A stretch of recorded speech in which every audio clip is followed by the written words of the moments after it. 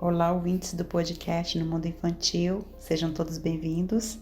Vamos continuar hoje o episódio. Nós estamos entrando aí numa série onde eu estou falando só sobre comunicação, para fazer com que a criança ouça a gente, mas também que a gente ouça a nossa criança. Tá cheio de técnicas, de dicas legais, de reflexões, de exemplos. Não perca todos os episódios, tá? Se você quiser, você vai voltar. Lá no meu YouTube tem o link lá no meu perfil do Instagram, na minha bio do Instagram. E aí você vai poder acompanhar desde o comecinho essa série onde eu tô falando sobre as emoções da criança, tá? Sobre a comunicação, na verdade, né? É a comunicação entre adulto e criança e entre criança e adulto. Hoje eu vou dar continuidade e eu vou continuar. Eu parei no episódio passado na terceira alternativa e agora eu vou para a quarta alternativa, que é que você diga, que você fale sobre os seus sentimentos. Quando estiver acontecendo alguma coisa, fale sobre aquilo que você está sentindo, seja sincero e honesto. E você, por exemplo, não é exatamente quando você está com raiva que você vai dizer exatamente, agora eu tô com raiva, e gritar. Não, porque quando você está com raiva, a criança já percebe que você está com raiva. É quando você quer que a criança faça algo e aí você tem que dizer, antes de que isso aconteça, que você explique para a criança por que você não quer que ela faça. Antes mesmo que o seu corpo reaja, quando você perceber que a circulação está ficando agitada, que o coração está pulsando, ou que você está perdendo a paciência, você explica para a criança. O porquê daquilo dali, que ela vai entender. Mas você pode também expressar naquele momento o que você está sentindo. Tem um exemplo, a criança fica puxando no braço do adulto, né? Ele quer mostrar alguma coisa para o adulto. Isso é muito comum quando a gente está no telefone. Gente, ainda hoje eu tenho esse problema com meu filho. E assim, desde criança ele era assim. Por mais que eu fale, isso é algo que eu ainda estou trabalhando nele, né? De esperar. Às vezes ela espera e às vezes não. Mas eu percebo que já melhorou bastante, né? Não é um caso perdido. Mas isso acontece muito, talvez você se identifique. Um outro momento onde acontece muito isso é quando você está na loja querendo pagar alguma coisa ou está querendo resolver um problema. E é assim, parece que a criança sente no ar naquele momento que você precisa resolver aquela situação naquele momento. E a criança fica puxando no braço do adulto. E o adulto fica com raiva. Pare! Ai, que chato, que trabalhoso que você é, ou que pegajoso que você é. Começa a colocar palavras negativas na criança, né? Mas uma das alternativas já que a gente está falando de falar sobre os nossos sentimentos, é que quando a criança puxa no braço do adulto, ou já que você sabe que você está vendo que a criança vai querer puxar no seu braço para chamar a sua atenção, aí você pode falar, olha, eu não gosto que você puxe no meu braço. E aí você pode dar alternativa, fale. Isso também é muito comum para quem trabalha com crianças. Mas é comum também para vocês que têm crianças, que convivem com crianças. Quando a criança fala muito alto e ela está perto de você, a criança tem aquela fase ali, geralmente é dos 4 aos 5 anos, que eu percebo que é bem intenso.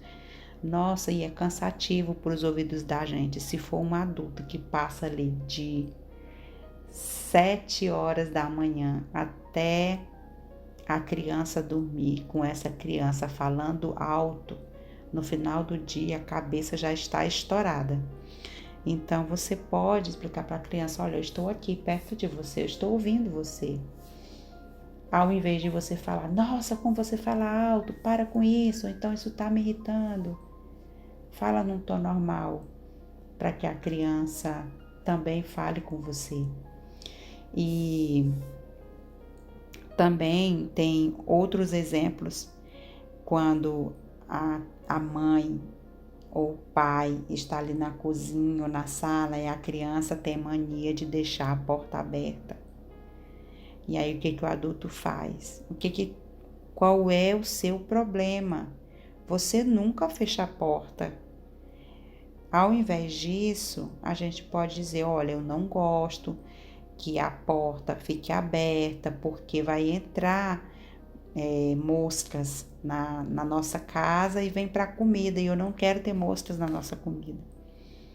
Então as crianças elas têm o direito de ouvir a nossa opinião sincera, o nosso sentimento sincero.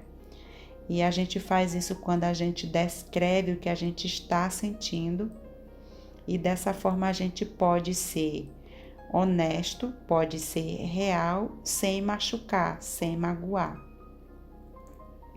Você perceba que geralmente a gente adulta, a gente tem esse problema, entre aspas, né, de falar sobre os sentimentos da gente quando a gente quer ajudar uma criança ou a nossa criança. Então a gente fala, ou você fala: ou então eu estou sentindo. Então, numa briga entre o adulto e a criança ou o adolescente: olha, você não está sendo legal, você sempre bloqueia quando eu estou falando, você sempre interrompe o que eu estou falando. E o adulto, na verdade, poderia se expressar de uma outra forma: olha, eu estou me sentindo frustrado quando eu começo a dizer alguma coisa e eu não consigo terminar. Isso é muito comum também, viu, gente? Principalmente no meio adolescente. Eles têm muita pressa em se expressar, muita pressa em falar as coisas. Tudo para eles tem que ser rápido, principalmente essa geração de 2000 para cá. É uma geração bem apressada para quem tem crianças nascidas nesse período. Elas são bem mais apressadas do que as outras gerações. Mas isso não se trata somente de gerações, tá, gente? É uma questão também muito pessoal, é individual isso. Mas quando você expressa, quando você dá nome para o seu sentimento: olha, dessa forma que você está fazendo não está legal, eu estou me sentindo. Usa essa expressão: eu estou me sentindo assim. Ou quando você fala isso, ou quando você faz isso, eu fico preocupada. Gente, é impressionante. Olha, vocês querem um exemplo bem simples? Como eu trabalho com crianças, por exemplo, a criança está fazendo algo que não deveria. Ela vai, por exemplo, ela sobe numa pedra, lá no parquinho, numa pedra. E eu não posso chegar para ela e falar: desce daí que você vai cair.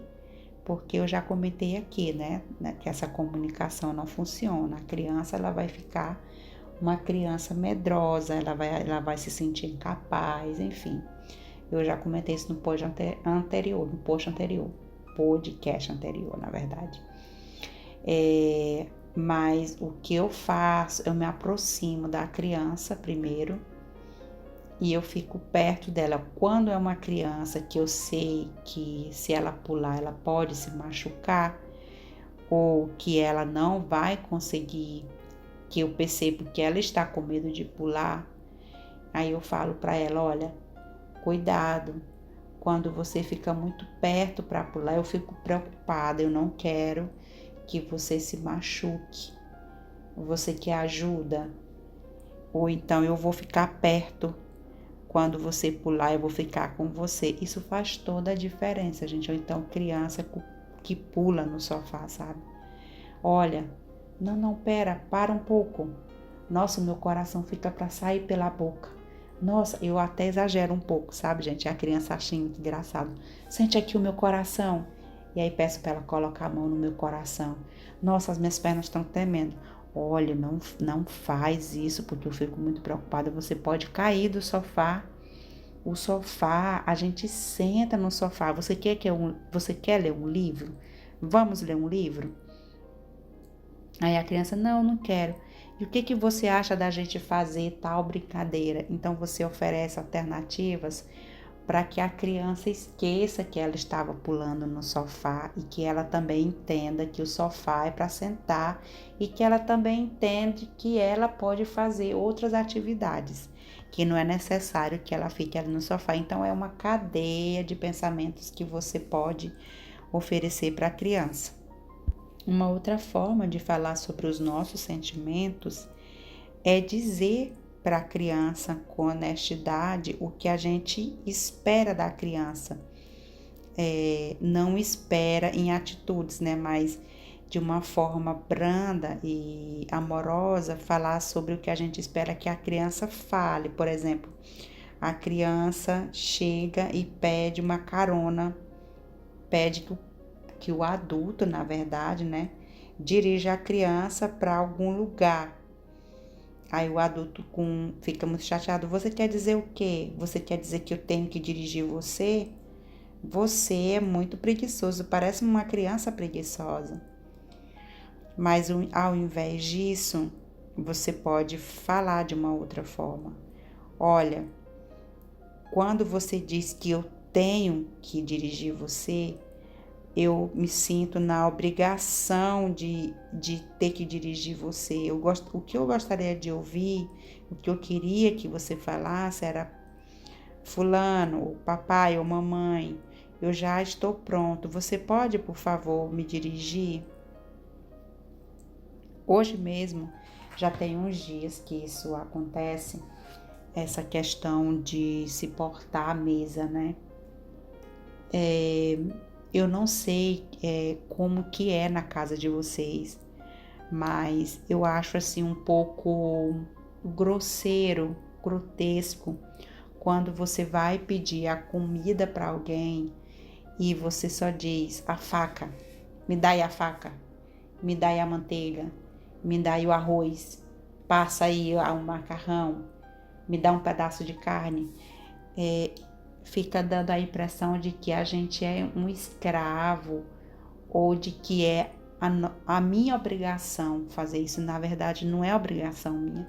Tá todo mundo ali na mesa reunido e todo mundo tem os mesmos direitos. Então, tem criança que não tem esse hábito em casa e elas falam assim com os adultos fora de casa, como se fosse algo obrigatório. E eu às vezes costumo falar para algumas crianças: olha, quando você fala para mim desse jeito, eu posso pegar a manteiga, por favor? Você pode me dar a faca, por favor? Me dá um pouco de água, por favor, obrigada. Eu falo para elas: nossa, quando vocês falam isso, eu fico tão feliz por dentro. Eu acho tão lindo quando vocês falam assim. Vocês já testaram falar com outras pessoas assim? Testa. Isso eu tô falando porque eu já falo com as crianças maiores, né? Aí de 3 anos e meio até 5 anos. E elas fazem. É bem melhor eu falar assim, explicando o que o outro sente, ou o que eu sinto quando elas falam com gentileza, do que eu dizer para ela: olha, você não pode falar assim, você tem que falar assim, assim, assim. Então a criança cria meio que uma repulsa, porque não é uma forma didática, não é uma forma educativa, não tem um sentimento caloroso, não tem vida Por que que a criança vai falar assim só porque não pode? Se você está gostando do conteúdo, inscreva-se no meu canal, ative as notificações para receber em primeira mão as mensagens do conteúdo novo. Gente, tem muito amor e dedicação nesse trabalho. Clica lá, vai. Clica para não esquecer. Onde é que está escrito que não pode? Por que que ela não pode? Na verdade, ela tem que entender que quando ela fala de uma outra forma, sem eu dizer para ela que ela não pode falar do jeito, mas eu digo, olha, tem essa alternativa. E quando você fala assim, eu me sinto dessa forma. E aí ela vai se tornar mais reflexiva. E toda vez que, quando eu falo isso, que a criança fala, aí eu abro um sorriso para que ela perceba de como, que ela veja fisicamente o meu retorno, a minha alegria. E eu ainda agradeço, obrigada, porque você falou assim, isso é muito gentil. Você pode continuar falando assim, porque você vai fazer muitas pessoas felizes. Agora a gente vai para a última alternativa, que é escrever um recadinho. Essa última alternativa é muito interessante, né? Chega até a ser um pouco engraçada. Eu sou a dona dos recadinhos, gente, sabe? Aqueles post-it. Post-it são aqueles papeizinhos quadrados que ela tem, tipo, como se fosse um adesivozinho na parte de trás, e você escreve um recadinho e cola. Eu já fiz isso muito. Às vezes, quando é necessário, eu ainda faço. Eu faço o post-it, por exemplo, na porta da saída da casa, quando eu tenho que lembrar algo urgente. Ou então eu colo na parte da frente do meu celular. Se for alguma coisa na geladeira, eu ponho o post-it na geladeira. E a vantagem do post-it, desse papelzinho colorido adesivado atrás, é porque ele tem uma cor bem viva, né? Então chama a atenção onde quer que você coloque. Mas eu já fiz muito isso quando meu filho era menor, para lembrar ele de algumas coisas. Mas já quando ele lia, tá, gente? Agora é claro que vocês podem usar outras estratégias.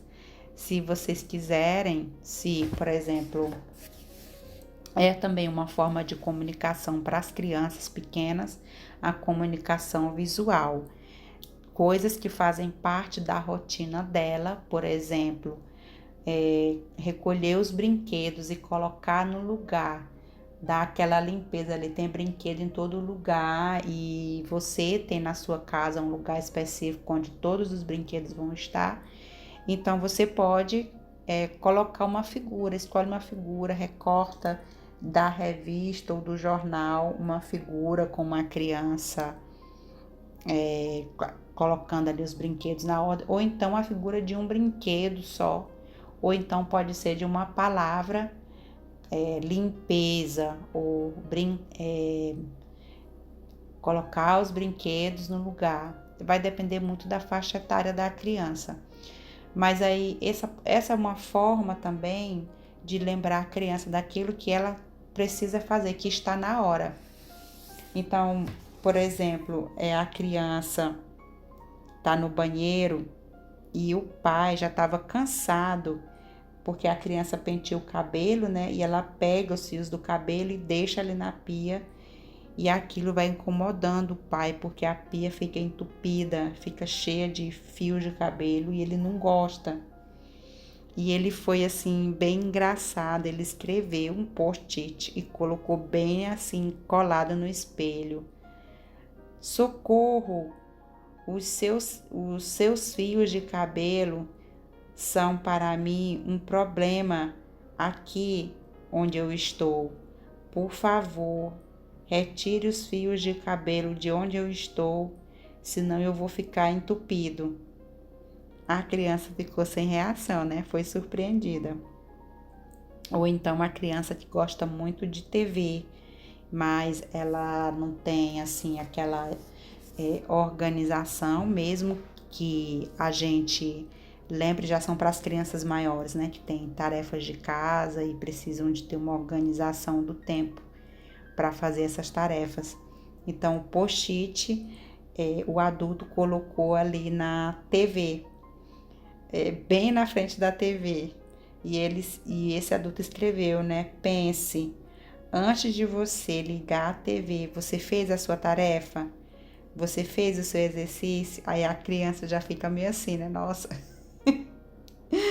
É a mesma forma também pode ser com figura, se a criança está na alfabetização e não sabe ler, né? Mas eu não sei, de repente pode ser o computador. Uma outra forma, um outro exemplo assim muito engraçado, as crianças já são maiores, né? E aí o pai e a mãe querem dormir um pouco mais. E aí eles colocaram, parecendo aquela plaquinha de hotel, né? De fazer silêncio, a mamãe e o papai estão dormindo. E no caso, quando as crianças podem entrar, pode ser também adolescente, né? E aí ela vira a plaquinha e aí agora você pode entrar. Abraços da mamãe e do papai. Isso aqui acontece muito, por exemplo, quando as crianças são maiores e elas ficam naquela ansiedade de encontrar o pai e a mãe, né? E principalmente ali no fim de semana, onde os pais querem dormir um pouco mais tarde, a criança entra e faz barulho e fica correndo ali dentro do quarto e atrapalha um pouco, né? Não precisa também ser uma manhã inteira, mas tem criança que acorda às 6 horas da manhã, mas consegue ficar brincando. Eu já falo aqui das crianças maiores, né? Porque as crianças pequenas, não tem como a gente fazer isso. As crianças pequenas não podem ficar só, claro. Mas essa é uma estratégia bem interessante de escrever também uma mensagenzinha quando as crianças são maiores e elas têm esse hábito de entrar no quarto e incomodar. Não precisa ser também exatamente quando os pais estão dormindo. Pode ser que os pais querem um pouco de privacidade e a criança entra de qualquer jeito. Às vezes a mãe acabou de tomar banho, não quer visualmente se mostrar ali para a criança, né? Ou então eles estão falando algo muito sério e não querem que a criança ouça. Enfim, são várias as situações, né? É só mais uma alternativa e uma dica para que a criança, isso também é muito importante, gente, ensinar a criança a respeitar o tempo do outro. E isso já começa dentro de casa, não é fora de casa, não é na escola. Não são os outros que vão ensinar, é o nosso papel ensinar a criança a entender, ok, agora aquela pessoa está no momento dela. E também de respeitar regras, de respeitar limites. Se você coloca o limite, olha, agora eu não quero que você entre aqui, e você pode também estabelecer um tempo para treinar. 20 minutos, 15 minutos, onde você vai ter aquele momento de refletir sobre algo, ou de fazer algo que você precisa fazer. Esse outro exemplo também é muito engraçado. A criança, ela tinha a responsabilidade de pegar o jornal e jogar no lixo, as revistas, né? E aí o adulto escreveu uma mensagem: querido Pedro, eu sei que você tem muitas lições e muitos treinos, mas as revistas estão desejando ir para o lixo, amigo. Obrigado e abraços, papai, porque na verdade foi o pai dele, né? Eu achei muito engraçado. E o último exemplo que eu achei muito hilário, eu vou tentar fazer qualquer dia com meu filho, mesmo ele sendo adolescente. As crianças precisam recolher os brinquedos, tá aquela bagunça, né? E o adulto pegou um papel, escreveu ou desenhou alguma coisa que a criança já sabe que é hora de recolher os brinquedos e fez um avião, gente. E jogou o avião para as crianças acharam o máximo. E o adulto escreveu, né? É hora de fazer a organização depois da brincadeira e da bagunça, diz o avião, que veio da minha cozinha, abraços. E o adulto ainda desenhou uma carinha assim de feliz. O adulto mandou esse avião com a palavra para os filhos, né? E para o amigo do filho, que não poderia ler. Nesse caso aqui, as crianças nem sabiam ler, gente. Ela escreveu. É também uma estratégia, como eu já falei para vocês, né? De aguçar, de atrair a criança para você através da curiosidade. Pega essa criança e deixa ela curiosa, deixa ela vir até você. E esse adulto escreveu, sendo que as crianças eram pequenas e não sabiam ler, mas elas abriram o avião e leram e perceberam que tinha um texto e correram para onde a mãe para perguntar o que que tinha. E depois eles correram de volta lá para a bagunça e começaram a organizar o brinquedo, porque eles acharam o máximo, né, gente? É uma alternativa muito interessante. Então, como eu falei, essas alternativas, elas podem funcionar logo de cara, mas elas podem também passar por um processo. Tem um exemplo de um adulto que ele falou que uma vez chegou em casa e fez essa técnica de dar informação, né? E falou para a criança desse adulto que os sapatos tinham um lugar e deu a informação para a criança. E o adulto ficou se sentindo o máximo. Só que a criança estava lendo o livro. A criança só olhou para ele e voltou a ler o livro de novo. E aí, depois disso, quando a criança fez isso, aí ele ficou muito chateado, aí ele explodiu. E ele disse que ele aprendeu duas coisas. Primeiro, é importante ser real, né? Às vezes a gente tem que agir com paciência, quando na verdade a gente está zangado. Então, ele fala que isso não é produtivo, que a gente precisa ser real. E ele pensou sobre isso, não é só porque a mensagem dele não funcionou naquele momento com a criança de uma forma honesta, mas como ele foi muito amigável, ele permitiu que a criança se contrapôsse, como é que eu vou falar isso? Se colocasse de uma forma oposta àquilo que ele estava pretendendo que a criança fizesse. Então, teria sido muito mais ativo se ele tivesse agido como realmente ele estava se sentindo, mas tivesse dado a informação, porque aí a criança dele tinha respondido de uma forma mais energética, é como se fosse um choque, né? Ela tinha recebido mais um choque. E a outra coisa que esse adulto também aprendeu é que para pegar essa mensagem e colocar ela para fora pela primeira vez, não quer dizer que o retorno vai ser logo na primeira vez. Mas na verdade você pode combinar essa primeira tentativa, você pode aumentar a intensidade dessas tentativas se necessário. Por exemplo, se a toalha está molhada em cima da cama, então a gente pode começar de uma forma calma, o adulto pode começar de forma calma e dizer: olha, a toalha está molhando a minha cama. E depois você pode combinar, toalhas molhadas tem que ficar no banheiro. Aí depois, se não funcionar, no dia seguinte, aí você já chama o nome da criança e já fala: a toalha! E você aumenta o volume, que aí a criança já dá aquela acordada, né? Então, se ainda não acontecer nenhum resultado, aí você pode também aumentar o tom da voz. Vamos supor que o nome da criança seja Maria. Maria, eu não quero dormir a noite toda nessa cama molhada. Também funciona, viu, gente? Eu sei porque às vezes eu faço isso. É claro que a gente não quer, e é como eu já falei também, que não são atitudes que devem ser diárias, são estratégias. Vocês podem observar que eu fiz um passo a passo, né?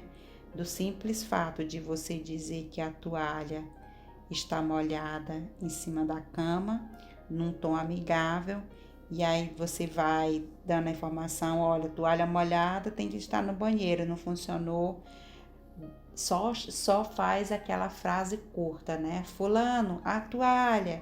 Aí não funcionou, aí você vai se expressando de uma outra forma, dando um tom maior.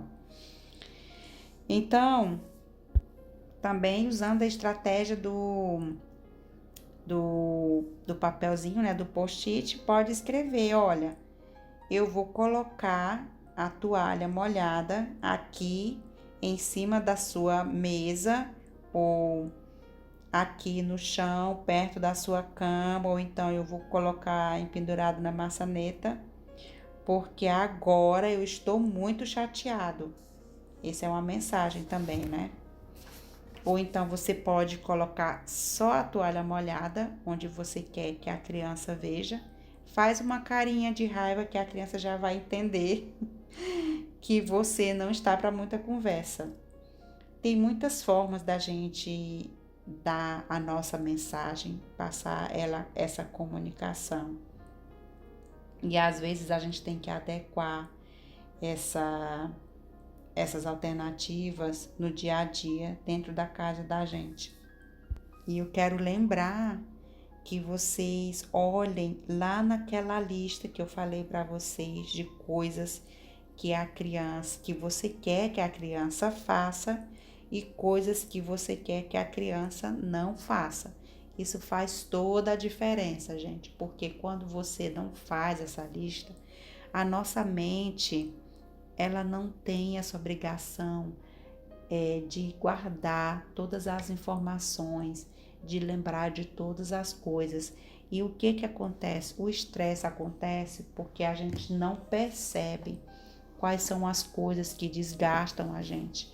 Então, se tratando da nossa criança, a gente tem que saber claramente, pessoalmente e individualmente o que a gente espera da criança, o que a gente quer que ela faça durante a semana ou durante os dias. E existem aquelas coisas que são fixas na rotina da criança, por exemplo, que a criança vai escovar o dente, que a criança toma o café da manhã, que a criança talvez penteie o cabelo dela, que a criança coloque o sapato sozinha, que a criança tire a roupa sozinha, ou que a criança vá dormir na hora que tem que dormir. Então, quando a gente faz essa lista, a gente vai traçar estratégias. Como que eu vou fazer para que a minha criança corresponda à minha expectativa, para que ela faça aquilo que precisa ser feito e também aquilo que ela não faça, tá? Então, voltem, façam essa lista que eu falei no podcast anterior, para vocês terem em mente para fazer a coisa funcionar, para fazer com que as suas crianças realmente sejam crianças ativas e não crianças passivas, tá bom? Eu vou ficando por aqui, a gente se vê no próximo podcast, até mais. Novamente estou aqui para lembrar você de se inscrever no meu canal, ativar o sininho para as notificações. Deixe seu like, comente e compartilhe com quem é responsável por uma criança. Sua presença é muito importante para o desenvolvimento do meu canal. Venha você também fazer parte desta família que cresce a cada dia.